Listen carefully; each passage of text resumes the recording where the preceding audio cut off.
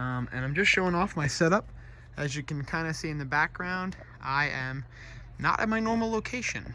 I'm actually in the Great Smoky Mountains. I went on a trip this weekend with my fiance, and I thought I'd bring my rig along. And what perfect way to test my new setup. So can't really see too much. There's Venus. That's about all it's out right now. But before it got too dark, I wanted to show up kind of what I have. So yes, I do know there is a big mess of cables. I didn't have my Velcro straps with, and just wasn't able to get it working properly the other night, and finally got everything working. So I'm just gonna let it where it is till I get home to kind of reorganize everything. So from the bottom up, that's my power bank where it will be going. I have it charging right now just so we have a full night's imaging set up. We have everything balanced as good as I can for an uneven wood deck, and I'm in the crack over there. So we have the SD4 cable going from the Pro to my controller right there.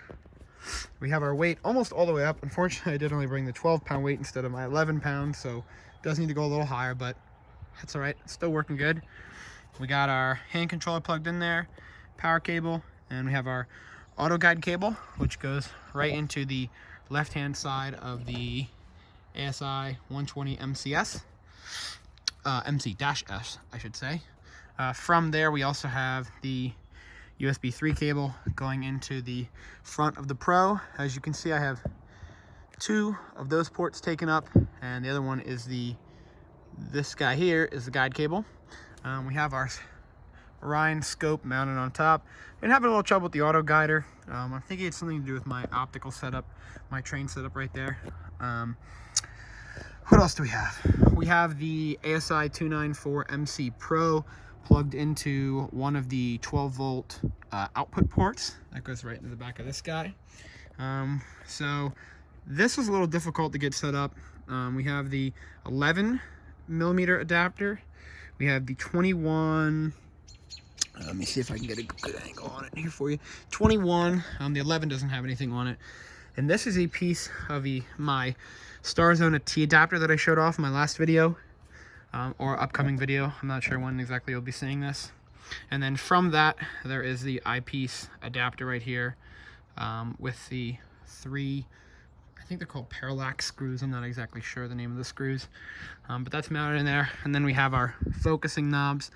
I will say one thing, I am extremely impressed with this fine adjustment focusing knob on this side, this little red guy here. It is extremely accurate. Actually a very fun thing to try to attempt to get focus with. But yeah, so this is pretty much my setup. I did have to quickly run out the night before my trip and grab this plate.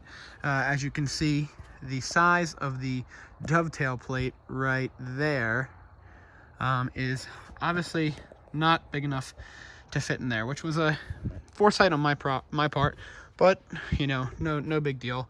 We got it.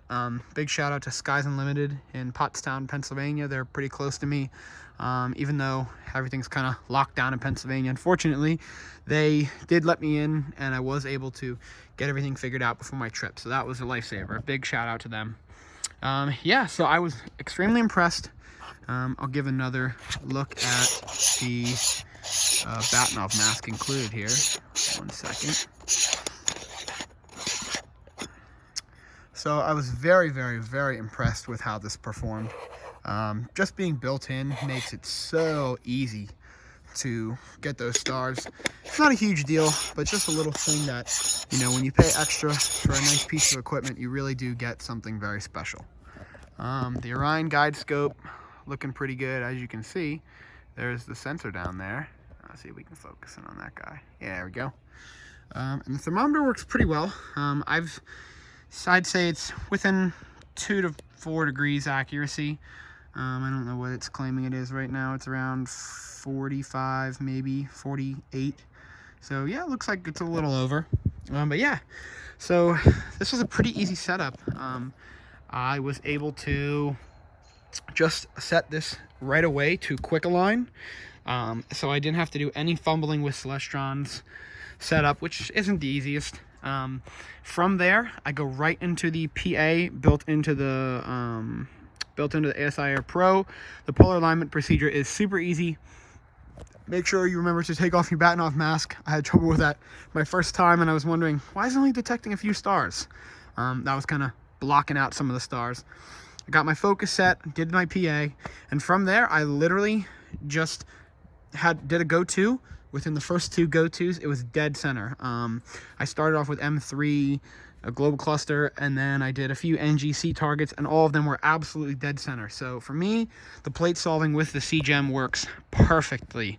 No complaints there. The only complaint I do have, I'm not sure if I'm going to be keeping this cam here or returning it to OPT. I don't know what the problem is.